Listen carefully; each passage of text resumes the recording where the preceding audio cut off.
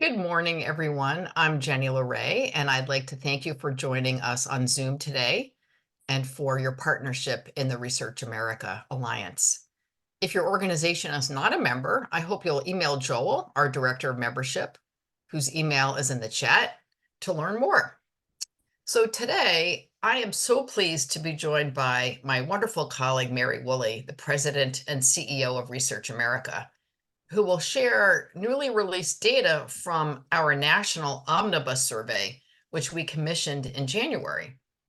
Following Mary's presentation, we'll be joined by Erin Brown, another wonderful colleague and our Associate Director of Communications and Marketing, who manages our survey work, for a fireside chat on the results and their impact. As always, please type your questions into the Q&A box or chat, and any questions we don't get to, we'll try to get to them at the end. Mary, I'm delighted to turn it over to you. Thank you, Jenny, and thanks to everyone, again, for your membership in Research America and for your partnership. We have, for 32 years now, been commissioning public opinion surveys, and we've just selected a few to highlight in this discussion today, but I encourage you to take a look at our website for the full range of the January survey this year and for trend data from on a whole range of topics over the past years. So let's look at the next slide. Why do we commission public opinion surveys? I think President Lincoln said it best. Public sentiment, which is public opinion, is everything. With it, nothing can fail. Without it, nothing can succeed.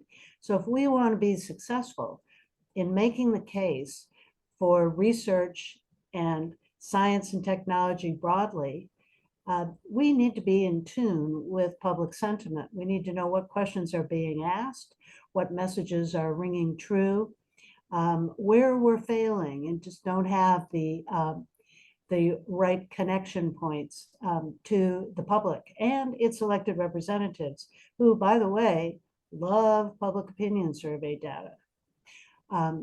Next slide.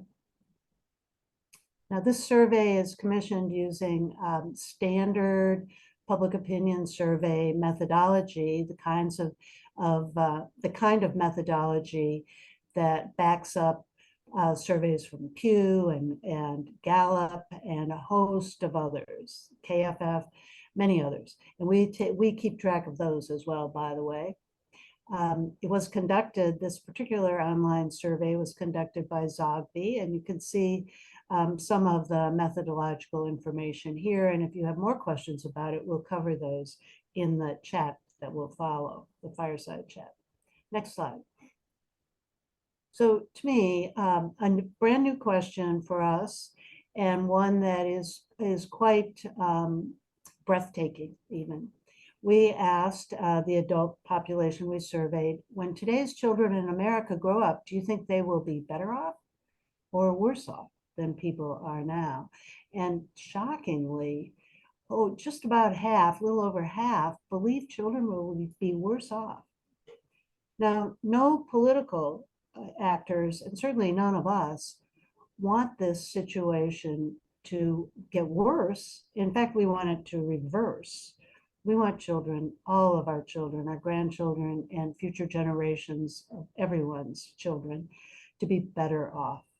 You can see here that there is some demographic differences in how people answered, and that's relevant.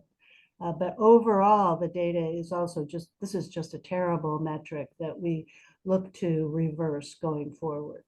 Then we asked people, if depending on whether they said better or worse, why they made that statement.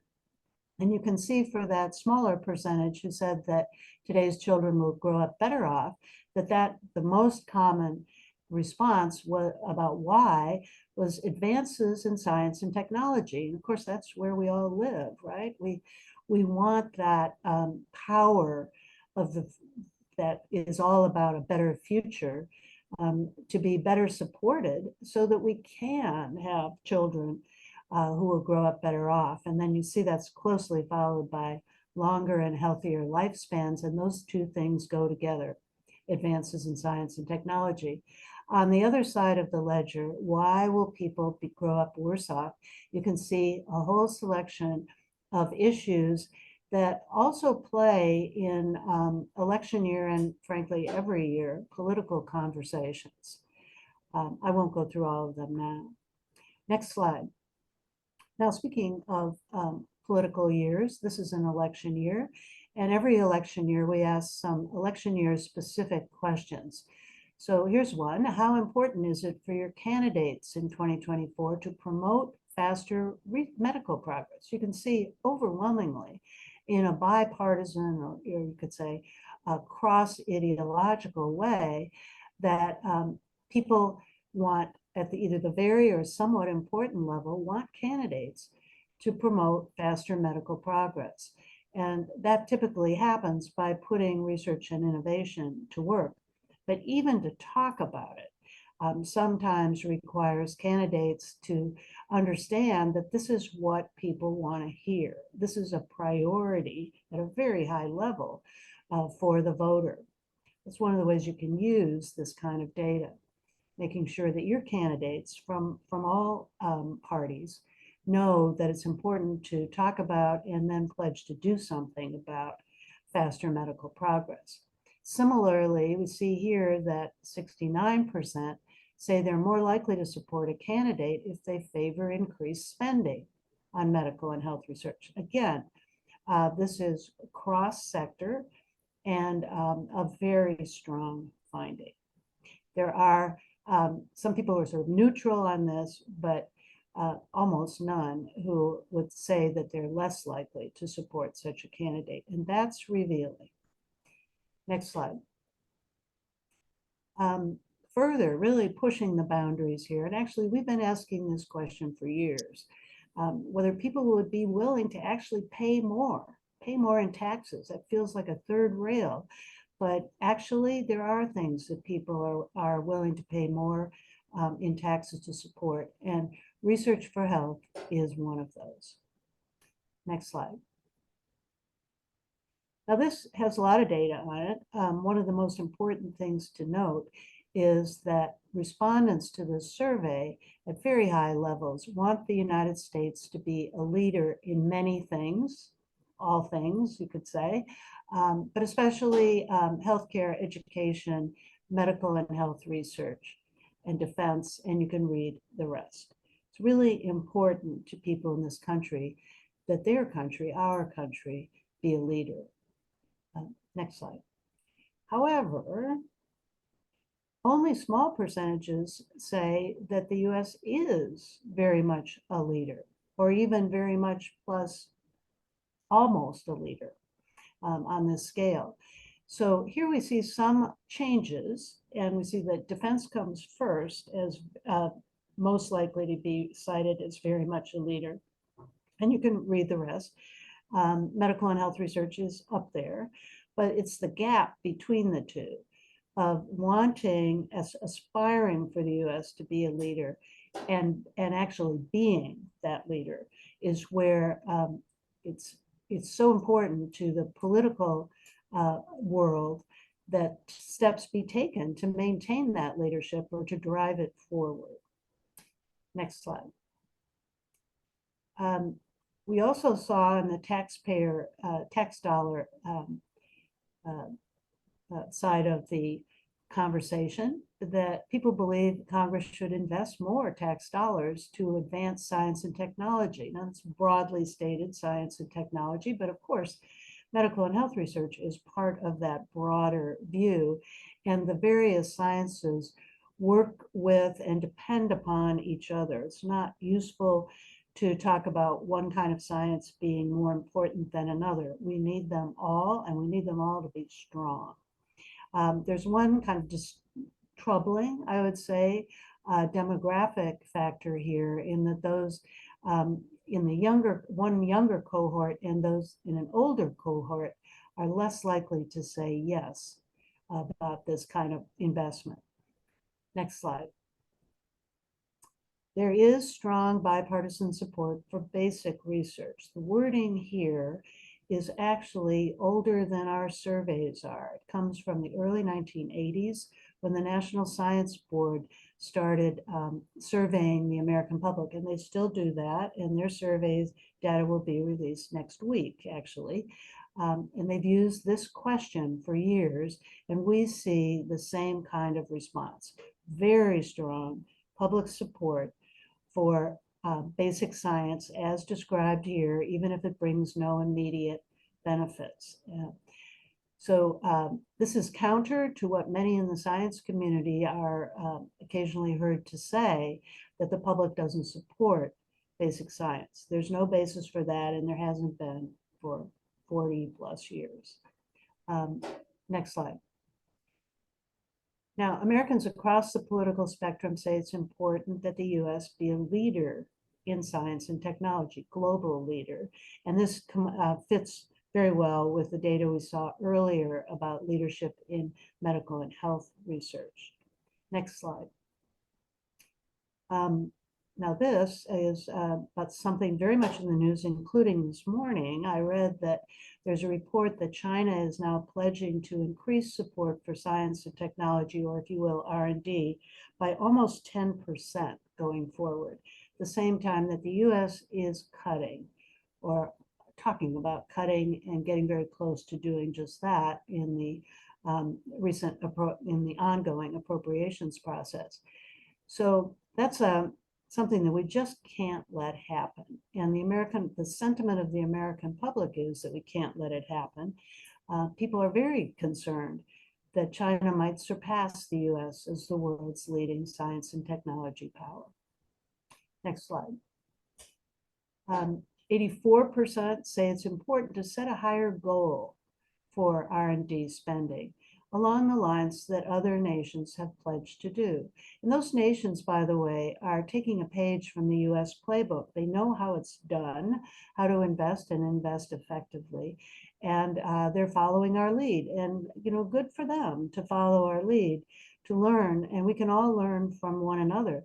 But we want to make sure that we remain in a leadership role, not take that leadership role for granted, as we may have been able to do for several years in the past.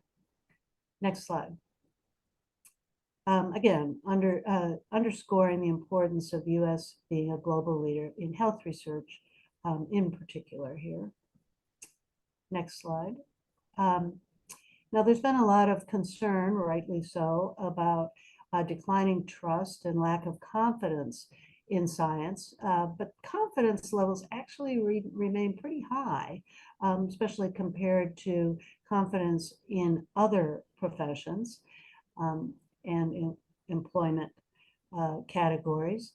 But that said, it has been dropping we can see this in trend data, and this is very sensitive to the pandemic, of course, and all the controversies over advice given by scientists during the pandemic.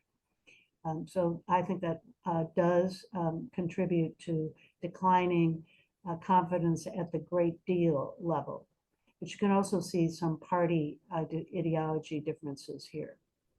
Next slide. Most related to declining trust and confidence is mis and disinformation, and people are indeed quite concerned about this. On the three areas that we asked about, public health, climate change, and a stable democracy, there's considerable concern about the vast amount of mis and disinformation. We don't know exactly what people are thinking as they respond. That's true of all in the moment public opinion surveys, but we nonetheless see significant concern, comports with what we, I think, have all experienced. Now, in a question we've asked for years and years and years, decades even, we see that scientists remain essentially invisible, in the sense that instead of being widely recognized, only 30% can name a living scientist, only 30%. And that is up significantly since the pandemic, largely due to Dr. Fauci's prominence You can see that he is almost tied for first in recognition with Neil deGrasse Tyson here, of those who can name a living scientist. This is a metric that we and others must work hard to change going forward, being more visible instead of invisible. Next slide. Related to this, and really not a hard question, but turns out that only about half of the respondents can name a medical or health research institution. So they're not naming, for example, the medical center in my town or down the street or in my state or my state's, one of my state's universities. They're just saying, no, can't do this. And that's not good either. That's another mark of invisibility and thus the likelihood of irrelevance. What's it got to do with me? There's no research going on near me or about me or with me. Next slide. And that it's also true that people are unaware that research is conducted in every state, which it absolutely is. And this becomes this is about science and technology writ large. It's also true about medical and health research. People just don't know that it's taking place all over the country. And again, that's a problem because if people don't see that it's not something that's happening with them, about them, creating jobs, important to the community, they're going to be less likely to let their elected officials know just how important that is. Next slide. Speaking of jobs, people say that fewer than half say that investments in research are creating jobs for them or people they know. And there's differences here too, ideologically. Next slide. We're finished with our snapshot, and there's more like this. Please take a look on our website. I look forward to our conversation. Thank you. Thank you, Mary.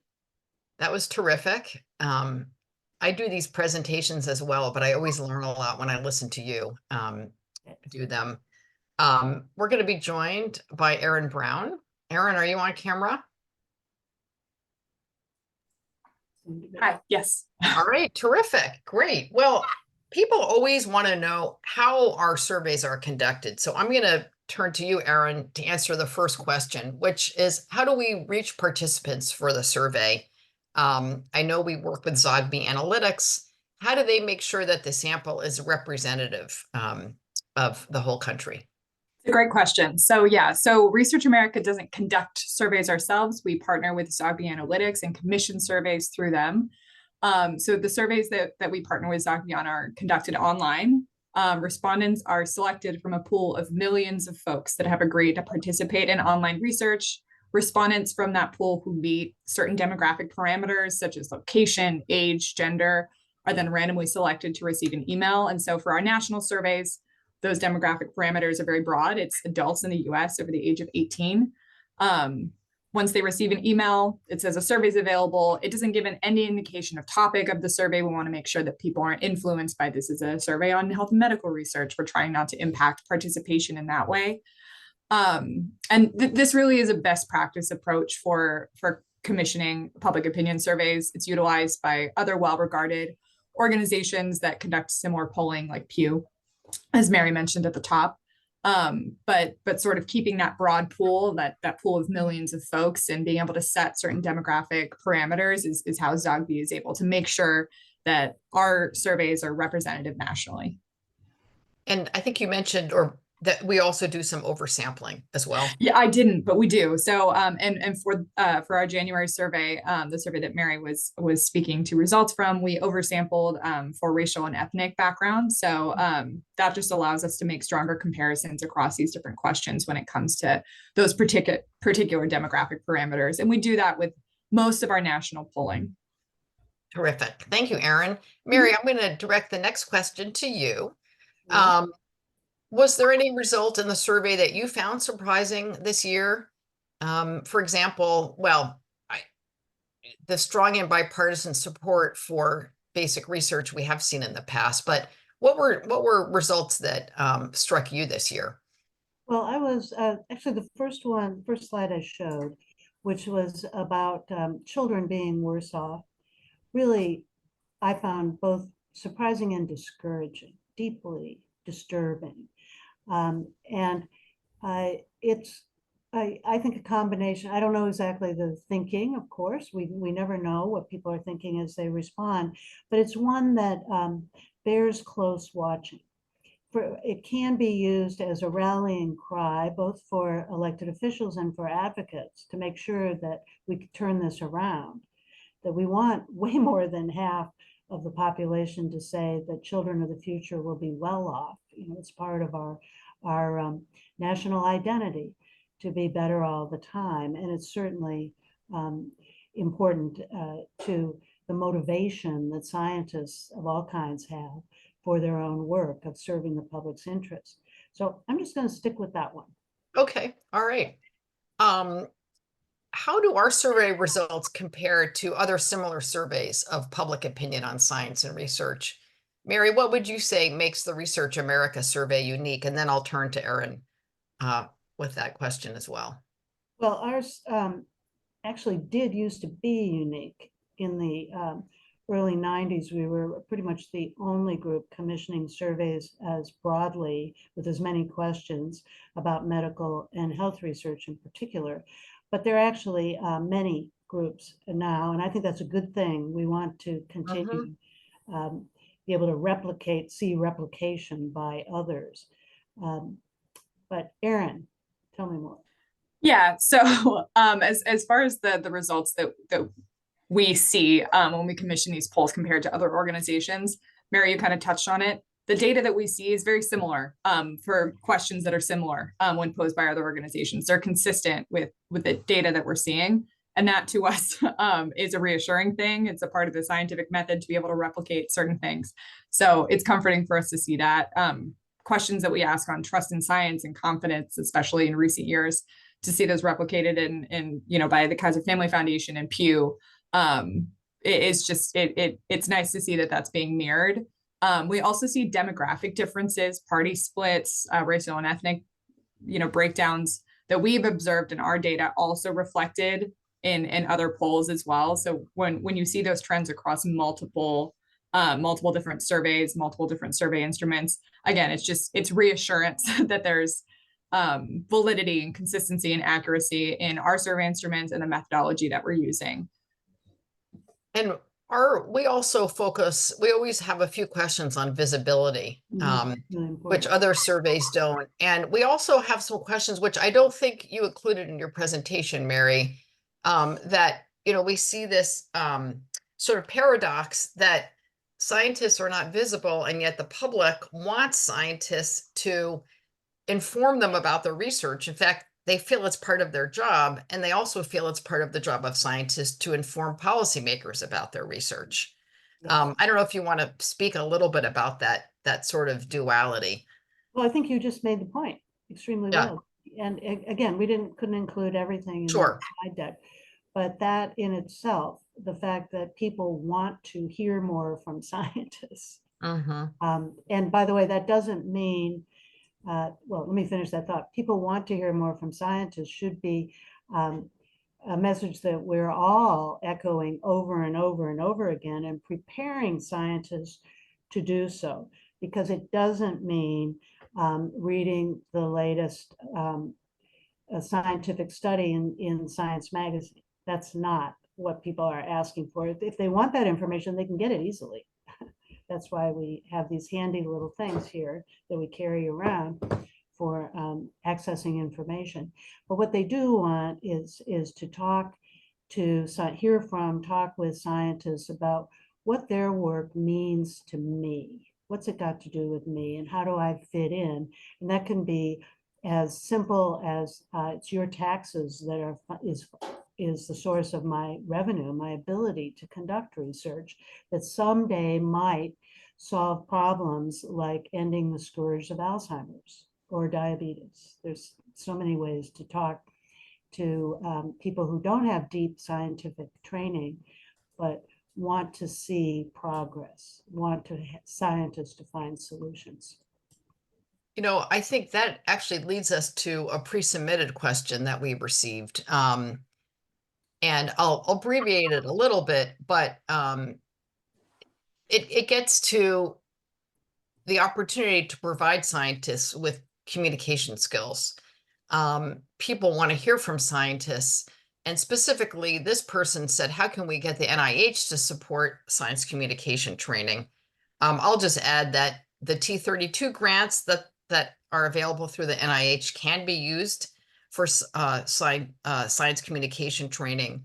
But Mary and Erin, please, just comment on what Research America is doing and what can be done to help better prepare scientists to engage with the public. Right. Well, I completely agree that engaging with the public in a meaningful way is the answer to, or a big part of the answer to reversing that slide in trust and confidence.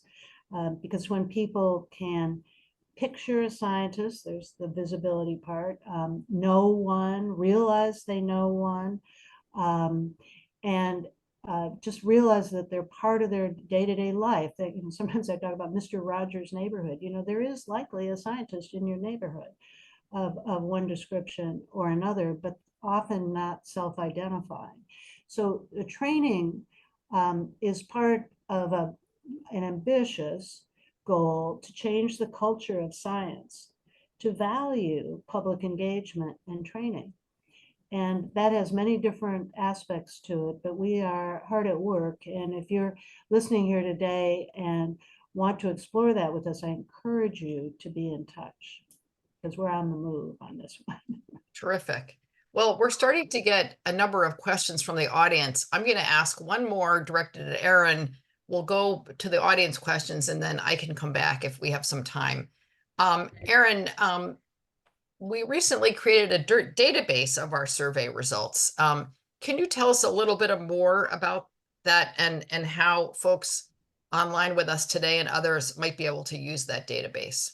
Yeah, absolutely. So over the past year, we have been working to catalog our vast, I guess, history of survey questions. So we have now launched our survey database. So it's a searchable tool that's publicly available. Right now, it features the last 10 years of our national public opinion polling questions and data, where you can explore demographic information, political party, race, geography. You can see trends over time, and we're working every day to add to that, to make sure we have all 30 plus years of our data represented. But we're really proud of the fact that you as a user can go onto the site, and we'll put the link in the chat. You can go on, and if you have a question on a particular topic, or if you're interested in seeing the history of a question going back several years, you can do that yourself now as well. And we're always here to answer questions, but we hope that this will be a useful tool for advocates as well, to be able to utilize the survey data in their work. And yeah, it's pretty user friendly. There's a number of ways to navigate it. We have topics. If you're interested in just topics, we have a search bar. So we're making improvements, but we'd love to hear from you. And please check it out. We're very proud. Thanks, Erin. Terrific.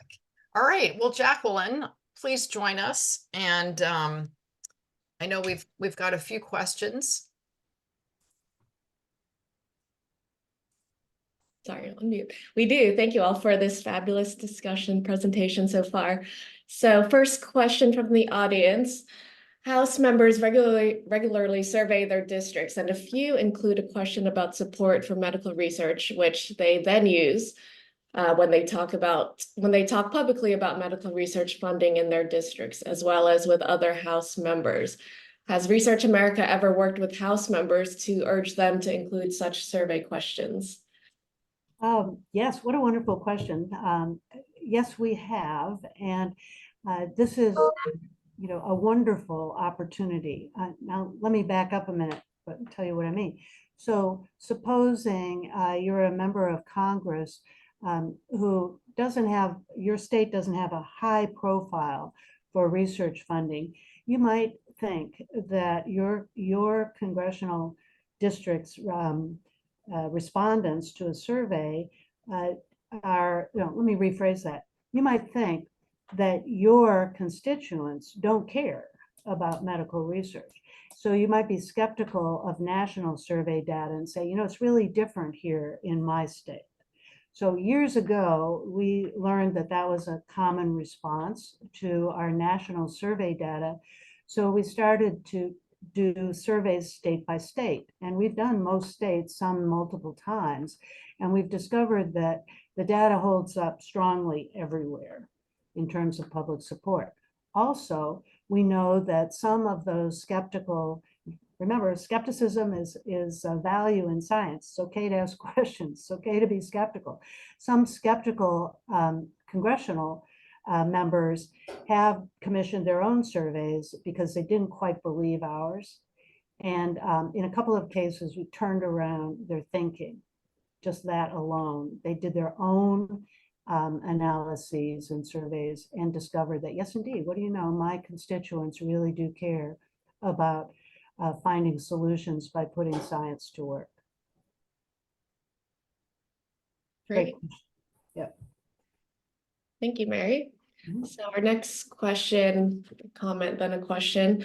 I'm not as concerned about the public knowing a celebrity scientist since team science is taking over all fields. So is there a way to promote more team recognition over individual scientists? That's an interesting question. So I would first comment that it's fine to have celebrity scientists, just like we have celebrities in many fields, and that does drive, there is this name recognition factor that kind of builds on itself. But in that survey finding, you'll see there was a very large percentage of unidentified, just as other scientists. So that's likely to be the mention of one person. Who, by the way, may or may not be a scientist. We don't check that against the roster of scientists. The important thing is finding out whether scientists are visible enough to a respondent to a survey. They could say, yes, I know somebody, and give a name. And I think the questioner also wonders whether there's a way of recognizing a team of scientists. I think that's possible. I think they go hand in hand. It's not either or. Great. Great. And for our next question, do you ever ask if people support research involving animals? And if so, what are the trends? I can answer the first part and anyone can add on. So when you click the survey link in the chat here, you can search by keyword, and I just typed in animals. We did ask the question in 2015, do you believe the use of animals in medical research is necessary for progress in human health? The trend showed that 45.8% were yes. And does anyone want to add on? Yeah, again, it's a wonderful use of the new capability we have to search our data. And I don't think I'll ask Erin, I don't think we've asked that question in very recent years. We haven't. And before 2015, I think it had been several years prior to that we had asked. So I'm not sure. I'm not sure what the trend is on that. To Mary's point, we can't really say what a recent trend would be on that. Perhaps it's time to maybe re-ask that question. Exactly. It's a great example of how our members help us identify things that they'd like to know more about, since we do have a long, strong track record of well-received surveys that we commission. So thank you for that implied suggestion. Great. So for our next question, this is likely beyond the scope of the survey, but I wonder if there's an opportunity to educate people after they submit their responses. For example, thanking them for completing the survey and sending them a link to reputable research resources they could look at if they want to. So it is possible to send people to add it, post text into a survey and add links, and with partner organizations, we have done that. We've included, if it's a survey around a particular topic that they're using to explore, for a given project, sometimes we'll link out to that project website or what have you. Because I think the surveys that we commission are so broad in topic, we could probably include 5, 10, 15 links to information that would be useful. So that's not something that we've utilized in our national surveys, but it is a possibility, and it's something we can certainly look at moving forward. And in people who do clinical trial work, it's becoming much more common to provide clinical trial participants with more survey result data.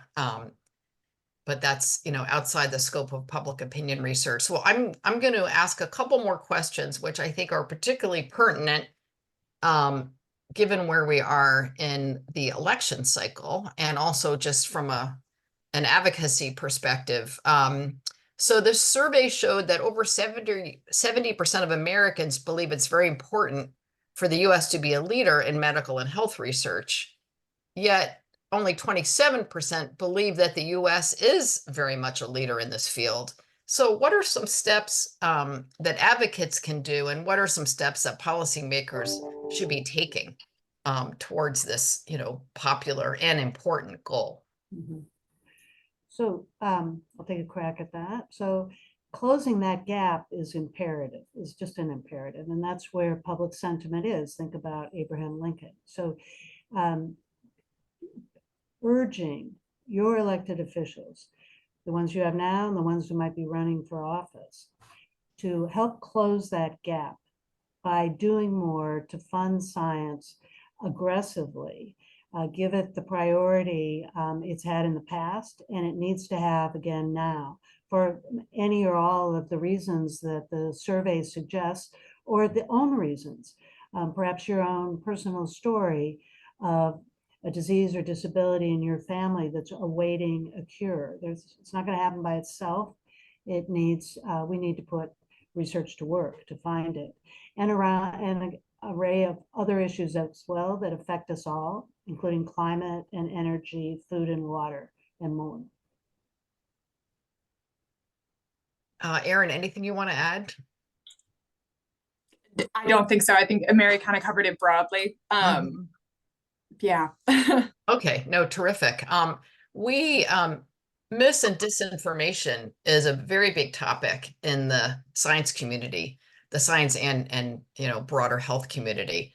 What did we find in our data? And Erin, I'll let you respond to this question. What did we find about public opinion towards mis and disinformation? Well, Mary, that was one of the charts that we were able to include in the slide deck. So Mary touched on it a little bit, but there's concern around the impact of misinformation when it comes to a variety of topics. We asked about public health, climate change, and the impact on a stable democracy, which is really interesting. And we started asking that question last year, and the concern has remained consistent from last year to this year.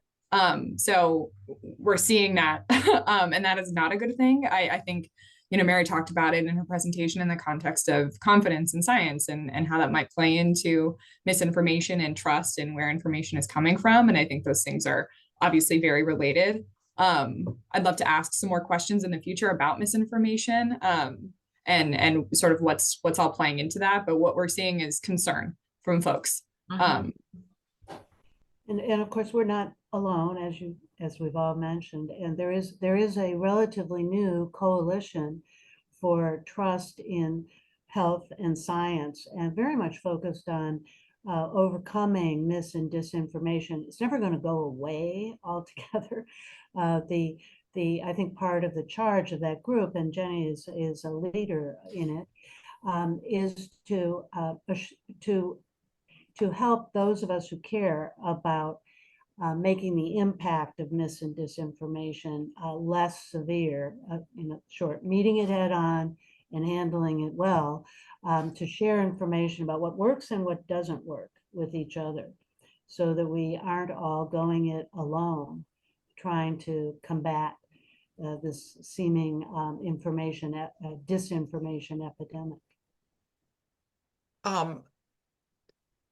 We use our survey data a lot in our advocacy. What would be some tips you might give to others who want to use our survey data or other survey data in their advocacy? Well, first of all, use it. Yeah. Try it out. Some practice rounds always help with, did you see this data? Have a conversation, see how people who maybe who you work with or who you know or who you're related to around the kitchen table or some family occasion. See what people think, get their reaction so that you know how to anticipate questions and then work with those. And if you are dealing with, and this came up from a question that was submitted, if you are dealing with elected representatives or their staff directly, they know all about public opinion survey data. You don't have to explain how it's done, but you might take the opportunity to say, look at this finding. It's a national survey data. Do you think that's true in your state? Have you ever tested it? That kind of thing, very worthwhile. And we actually do some state data. Now, this is a nice. little bit of a commercial, but tell us, Erin, I'll turn to you. Tell us a little bit about the recent state surveys we've done. Yeah, so last year we partnered with Emory University and we did a state survey in Georgia. Though the focus was health and medical research, we really dug into maternal mortality and maternal health. And were some frightening but really interesting and compelling results there about the impact of maternal mortality on folks in Georgia, as well as sort of what perceived solutions might be, where people see opportunities for action there. Previous to that, we partnered with Virginia Tech and did a survey in Virginia, really looking at health and medical research and sort of the academic angle on that, where there are opportunities at academia to sort of increase research there and then support for that as well in the state. So we've, as many national surveys as we've commissioned, we have a number. We do at least 1 or 2 state surveys almost every year. So though that's not available on our database quite yet, we have a vast catalog of data there. So if you're interested in that, please feel free to email me. And we'd be happy to share that data as well. But what we do see in a lot of our state surveys is that the questions that we'll ask on our national surveys as well, we're seeing those mirrored where, the concerns, and obviously certain states have their own unique concerns, but support for research and some of those things, we're seeing that consistently across the country. So it is really interesting for us to be able to compare state to national, and it's also useful for states to see where they stand, where people in one state are feeling about issues and how that reflects nationally. And it's also very useful for advocacy, particularly with particular members on the Hill or with state representatives. So my final question, and for Mary, is that given that this is an election year, what are the political implications of our January survey, especially for science advocates? Let's say that a big implication is that if we expect to hear political actors, meaning people running for office, to talk about science, it's our job as advocates for science to urge them to do so. They may not just pick it up spontaneously, although we work for the day that will happen, that it will be considered necessary by all candidates for office, whether it's federal, state, or local, to be talking about what they're doing to advance science and technology and research for health in particular. And again, if they're not going to start doing it spontaneously, they have to be urged to do so and see the value to themselves, see that they will be more likely to be elected and reelected if they stake out a position and then make things happen, become a champion. We people who are stakeholders in the research enterprise can drive that and make it a reality. So I urge you all to make use of this survey data, to be in touch with us for ideas about how to use it, and just relentlessly do your part. Don't leave it to others to make the case. Thank you. Thank you, Mary. Always inspiring. Well, it looks like that's all we have time for today. Thank you again, Mary and Erin and Jacqueline and our audience for your thoughts and participation. Before you go, I just want to invite you to register for our next Alliance discussion, which is on March 21st at noon. And our guest speakers are Rashi Romanoff, who's the CEO, and Liz Stout, who's the Communications and Public Policy Administrator with the National Association of Veterans Research and Education Foundations. So they're going to discuss how their organization and its member groups are working to provide cutting-edge access to care and save veterans' lives through cutting-edge research. So please join us next week. And again, thank you for joining us to learn more about our survey. Thank you all.